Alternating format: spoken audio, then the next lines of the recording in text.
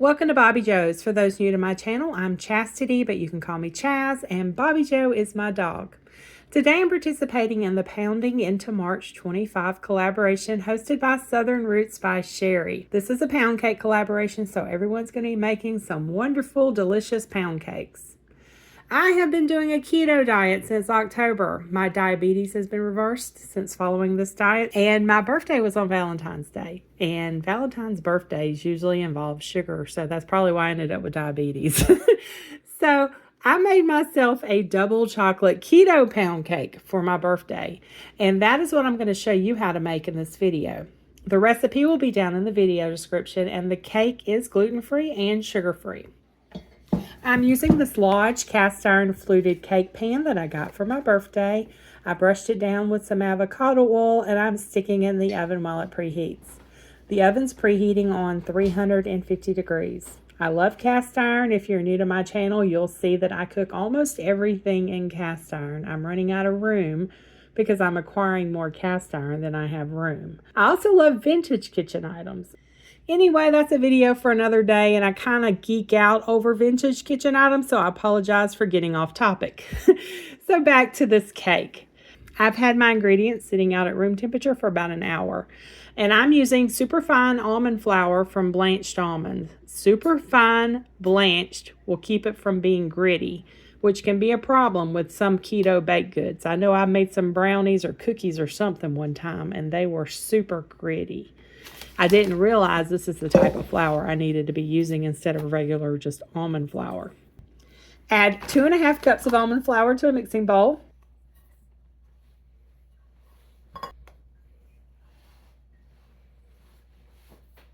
One cup of allulose, and I'm using this allulose baking blend. I get it off of Amazon.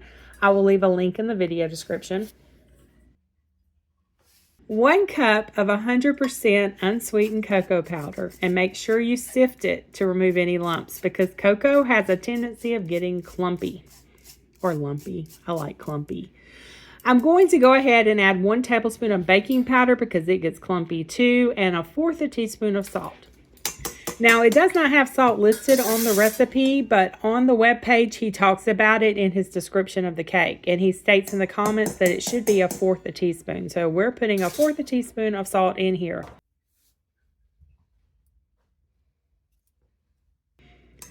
And that's all the dry ingredients. So I'm just going to go ahead and mix all that together.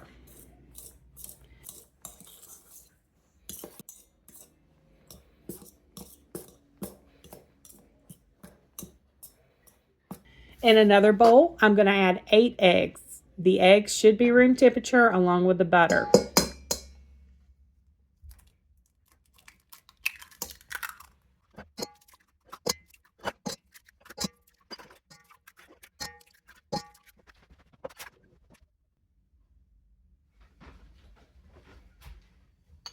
And this is a little vintage Corningware dish I had the eggs in. Isn't that cute?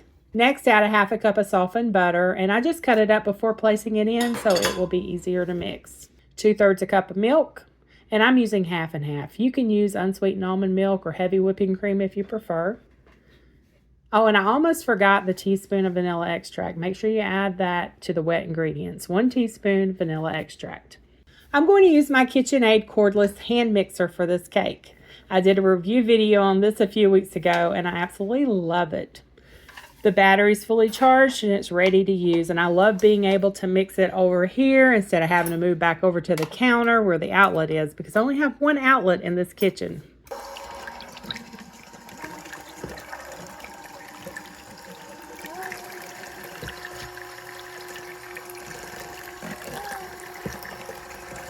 I'm adding a little of the dry ingredients at a time into the wet ingredients.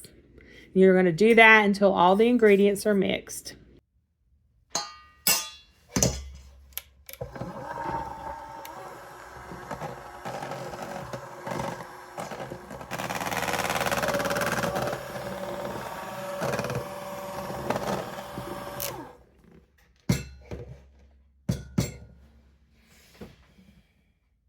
Okay, everything looks good.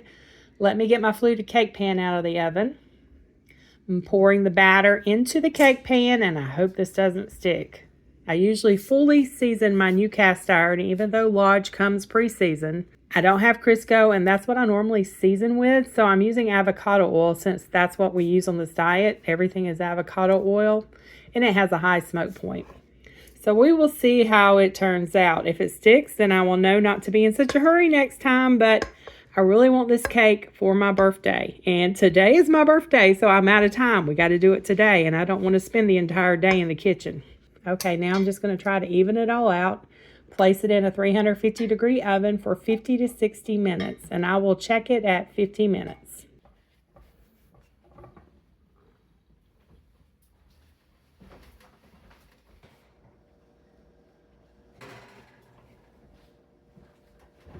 I hope this tastes as good as it smells.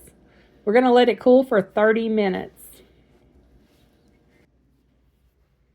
Okay, it's been 30 minutes. It's still a little warm, but I'm going to go ahead and go around the edges with a butter knife to loosen up any stuck edges.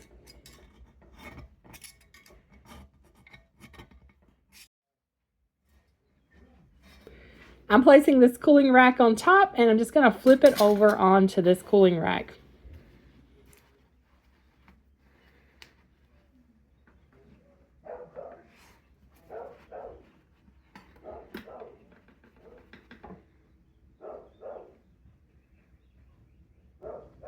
Oh no, it's stuck. See right there where it's stuck? Well, I guess we can just cover it with extra glaze, right? More glaze, the better. Okay, I just tasted a little piece of this cake where it's stuck, and you cannot tell this is keto. This tastes like a brownie. But I knew it was going to stick. I knew it. I've got to get some Crisco so I can properly season my cast iron. That's all there is to it. I'm adding Crisco to the shopping list. Alexa, add Crisco to the shopping list. Crisco added. There, we've got it added. For the glaze, in a small saucepan, add 1/4 cup of keto chocolate chips. I'm using Chalk Zero milk chocolate baking chips. You also want to add 2 tablespoons of butter, and you want to heat it until it's melted. Now, if you have not tried Chalk Zero, I will leave a link in the video description so you can go check out their website. They have the best chocolate chips. I'm telling you, cannot tell these things are keto. And they have all sorts of goodies like cookies, jams, spreads. I got this cinnamon bun spread, and I put it on my keto biscuits, and oh my, that is like a dessert. Everything I've tried from them has been delicious. Okay, next add in 1 cup of sugar-free powdered sugar. I'm using Swerve, but you can easily turn any granulated sugar substitute into powdered sugar by placing it in a high-speed blender. You just blend it until it's powdered. All right, slowly add 2 to 3 tablespoons of boiling water until the glaze is thin and smooth.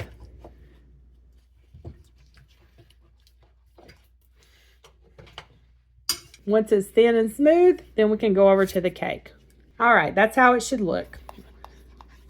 All right, I moved my cake over to my vintage cake plate. And I'm just going to go around it with the glaze until it's all used up.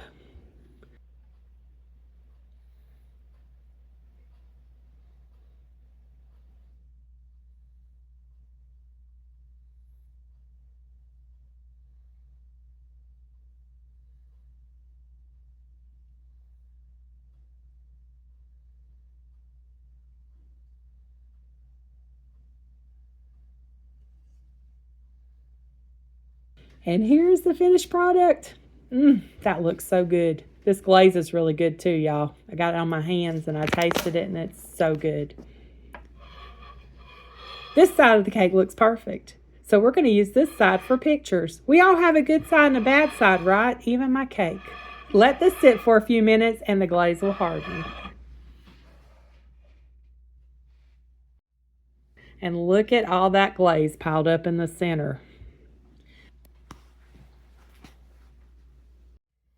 I'm going to slice our first slices from the area that the cake stuck so we can go ahead and get that bad side out of the way. So let's try it. Let's get a little extra glaze to add to each one of our pieces.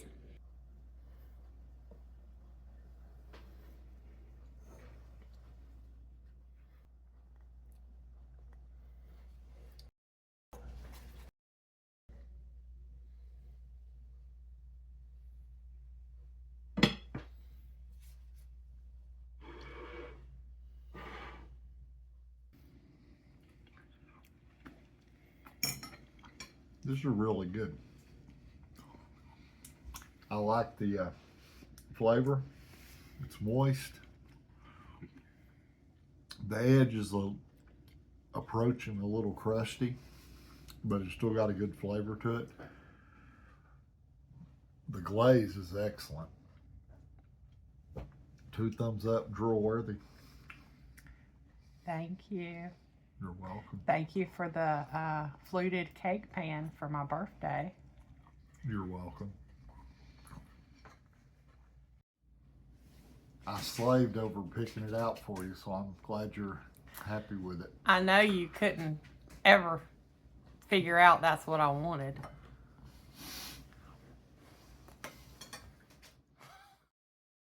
I'm not sure if this is a true pound cake. I didn't even weigh it. I think almond flour may be lighter, so it may not be a true pound cake. This cake may have only been a half-pound cake, maybe 3/4 pound cake. Who knows? We won't know because we've already eaten most of it.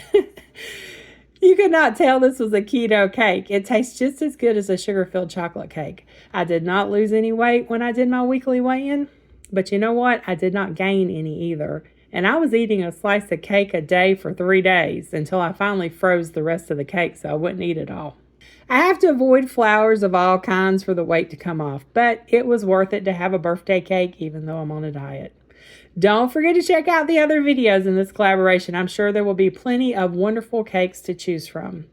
It is #pounding into March 25. Thanks, Sherry, for inviting me to join in on this collaboration, and thanks to all of y'all that have watched me this far. Thank you so much. Y'all have a very blessed day.